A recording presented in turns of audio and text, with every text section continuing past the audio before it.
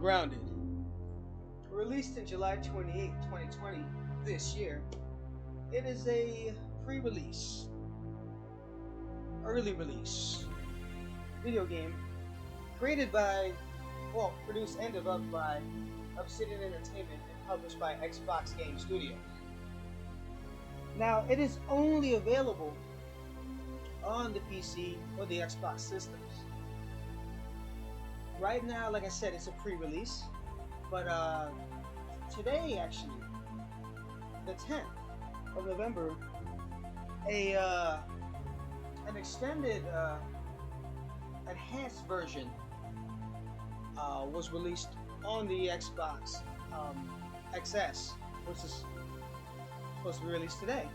So it's one of those release games that you can get. It is not completely done, as I said, and it will be completed from what they are saying early next year. As far as the game goes, it is, like I said, survival, which involves crafting, building, staying alive, of course, hence the word survival. And as you can see, there's a single player and multiplayer mode. Multiplayer right now is not really accessible. You can't really do anything with that just yet. So I'm going to just show you that first, and we'll get into the more of an introduction of the game after this. So, as you can see, like any other game that you play online, you host or you join.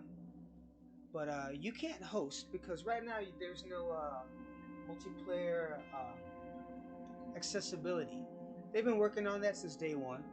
Um, nothing has come of it just yet. As you can see right here, when you go to join online, there's no servers. Because exactly, it says right down there, the upcoming features will be a global game search and session settings. That's not happening right now. They're working on it. Not sure how far they are into it, but like I said, they're working on it. And if I put host online game, I'll press A, nothing happens. It just goes back. So it can't happen. Even if you do have a friend that has this game, you can't play together. I don't even think you can do LAN. I myself am playing this on Steam, which is on PC. So I do have a few friends, and I know I have one friend that's played it, but like I said, we can't play together, so that's not happening just yet. But I am looking forward to it. But let me show you the new game, which goes with. It'll show you the four characters, as you can see picture here on the title screen, and give you an idea of what they're all about and the game modes that are available as far as the difficulty goes.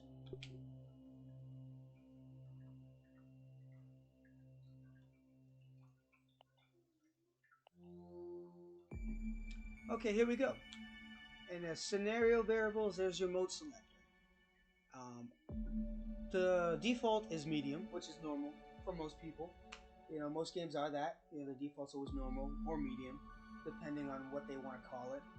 And as you can see, it's a moderate stress level. Manage thirst, hunger, health, and stamina while you fight to survive. Survival game, pretty much to a T. That's exactly what it is. That's the mode I'm playing. I've been playing this game since I downloaded it, which was the very first day it was released. As far as it's been very challenging. You know, the learning curve is not that bad though. It has its moments and it has its frustrating moments, but I've enjoyed it thoroughly, and I think it's the way to go. But to see the other difficulties, I'll show you that in a second.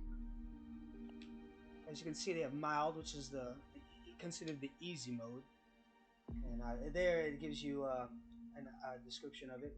The yard is a hostile environment, but stats are more forgiving and friendly fire is off. Friendly fire, you do not have to worry about it because you can't do multiplayer, like I said before.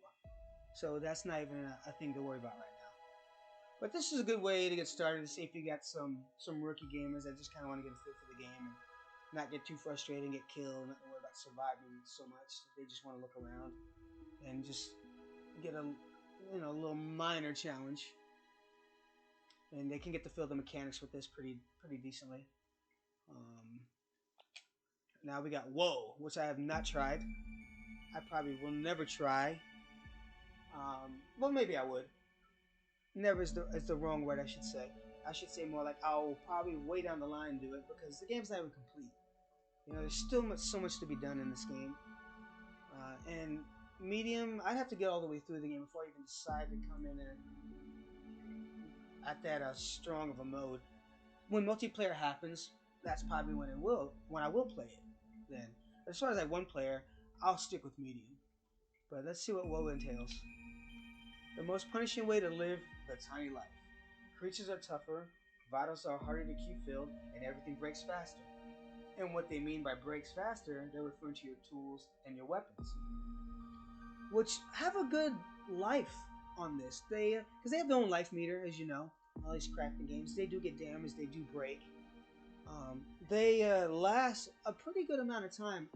I say it was pretty realistic as far as like when you think of the whole gaming timeline to like real life timeline. You'll have a hammer that's like a level 1, and this that will break a little sooner, but it'll last a pretty good long time. It's like if you get a freaking hammer at dollar store, it'll do the job, but eventually it's gonna wear and tear on you. So you want to go maybe get your Home Depot hammer or something like that. And they have levels of that. You got your level 1, 2, and 3.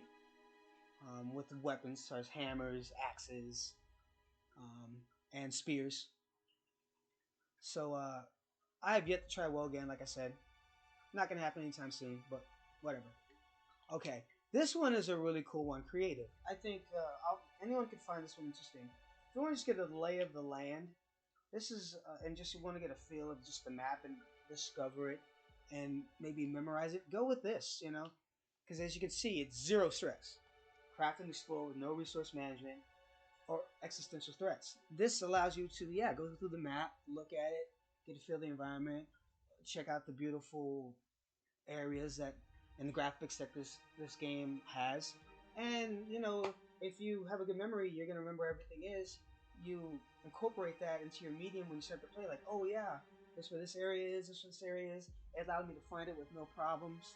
That it was uncreated. So that's a really cool mode that I'm glad that they added. But let's get over here to the Teen Selector and let's show you the 4 main characters here, the protagonists, if you will. And here's Max, and they have a couple of different sayings, so I'm gonna scroll through them or run through them real quick. I'm gonna tap on each player 3 times because I think they have 3 different little introductions to themselves, or just little liners that they use. So here we go. Here's Max. Hey, nice to meet you. The name's Max. Maxwell Smalls. What's the worst thing that could happen? Actually, I don't recommend thinking about that. Hey, I'm Willow Branch. Yep, that's my name. Trust me, I've heard it all before. Okay, that was Willow. Now we're gonna check out Pete. My name's Peter. My friends call me Pete. Ready for adventure. Do you like role-playing games? He would ask that. And now, last but not least, we got Hoops. Alley Hoop. Hoops here. Ready to mix it up? No reason to stand around. Okay, there are your 4 protagonists. Now, as you can see, when you tap on a player where it says "Pick me" down there, it says "Release me." What that means, basically, these 4 characters, apparently, according to what I've gathered, they volunteered to be shrunk down to size. I'm not sure what the experiment is. I don't think they were caught in some weird thing that happened to them, like say, Honey, I Shrunk the Kids, where that happened, which this game is very similar to. They seem to be part of the experiment. There's a scientist involved. He's made a lot of things, and you do discover a lot of stuff, and you do get to learn what happens. Apparently, when you do pick a player, you end up in the small world, and they wake up and they realize, oh yeah, look, I am small. So it's not a surprise per se. They knew what they got themselves into. I've only played with Max and Pete. Pete, when I used him, he seemed like almost like a Boy Scout. So there was like a different skill level, I think, and a different way they play. Not as far as like the mechanics go, everything's pretty much virtually the same. But he felt like he was like almost had like little, he knew more things, if that makes any sense, than say Max. But it really doesn't matter which one you choose. I really don't think it matters. I really can't wait to play this in multiplayer. I think it'll be great. But okay, that was the team selector and the scenario variables. So let's go back here and I'll show you the saves that I do have.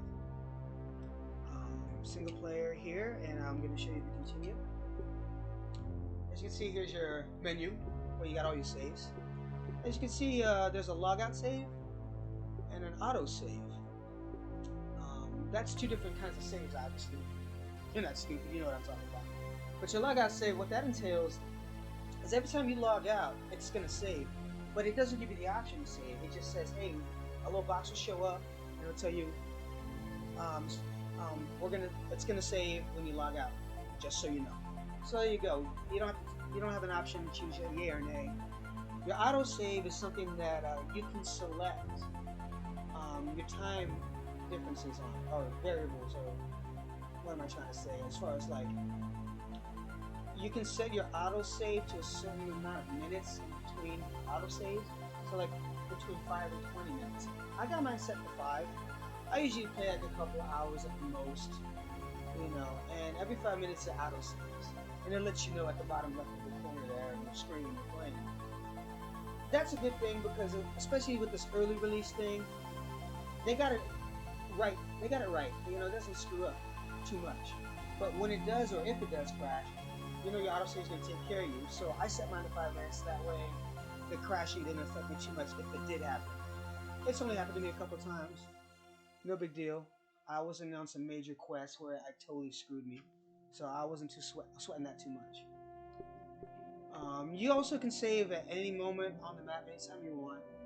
I always, if I do that, if I really save on my own, I'll do something really fast, really quick, that a little, like say build something really fast, then save it. That way I have it then, instead of like saving before it, because in case it does crash, my autosave didn't happen, I'm gonna have to rebuild that little thing, that weapon, whatever, and whatnot. And so I tend to like, I'll save 3 or 4 times during a session. I really don't think of the timing on it. I just kind of just do it. Okay, just to give you an idea of what the menus are about, as far as like saving and what I was talking about, I'll show you here. As you can see, there's the game, there's the autosaves right there. You can see the intervals within minutes. I got mine at 5, which is the lowest amount of time. Here you can see, as you see, you can go up all the way to 20 minutes, I believe. Yeah. And I like mine at 5, so I'm going to stick with that. And my autosaves here are how many will give me during a session. And that goes up to 5. I got mine in the middle. I like to stick with 3, so that's fine. I got my tutorials on too, which it doesn't really bother me. The words are not bothersome. They don't get in the way. They don't really affect you if you're in the middle of something. It doesn't block the screen like some games tend to do. I don't know why they do that. But this one is pretty good with it, so I just left mine on, and it hasn't bothered me at all. There's your display. Everyone knows what that's all about. Now, if you got a slower computer, you probably want to put it on low. You get a better performance, yes, but I like mine on high. Epic, I'm probably going to get into just to check it out. But right now I got it on low, but I'm not using low when I play. Mine is already set. I believe it's saved. I got mine at high.